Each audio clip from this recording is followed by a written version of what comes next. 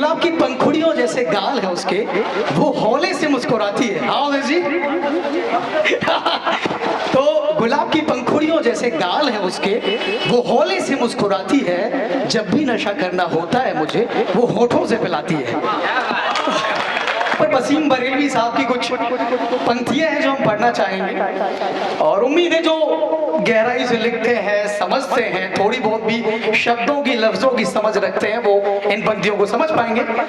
तो पंक्तियां कुछ इस तरीके से कि मैं इस उम्मीद पे डूबा कि तू मुझे बचा लेगा, मैं इस उम्मीद पे डूबा कि तू मुझे बचा लेगा, अब इसके बाद मेरा इम्तिहान क्या लेगा। मैं इस उम्मीद पे डूबा कि तू मुझे बचा लेगा, अब इसके बाद मेरा इम्तिहान क्या लेगा। अब की बुझा तो बुझ ही जाऊंगा, अब की बुझा तो बुझ ही जाऊंगा, कोई चिराग नहीं हूं कि तू फिर जला लेगा। मैंने भी कभी अपनी एक फेज में ये पंक्ति लिखी थी कि वो अपने चाहने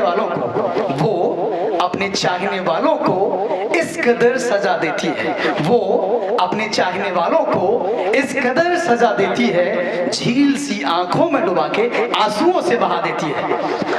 एक परी आई थी आसमान से, एक परी आई थी आसमान से, सिर्फ मेरे लिए। मासूम थी, नादान थी, सबसे अनजान थी।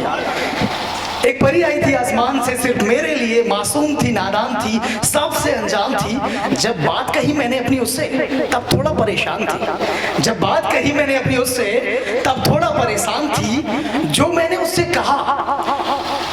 उससे कहा उसे सुनकर उसकी रूह बेजान थी, और उस गॉड पर भरोसे की बात थी। कुछ पलों के लिए वो दूर रहते हुए भी पास थी। जब सपने से बाहर निकले दोस्तों, तो पता चला ये सपने की बात थी। रियल लाइफ में परी मेरे नहीं, किसी गैर के साथ थी। थैंक यू कि कैसे कहूँ यारो वो कैसी थी, कैसे कहूँ यारो वो कैसी थी। मैं होठों से पीता था चुस्कियां लेकर, वो चाय की प्याली जैसी थी। Thank you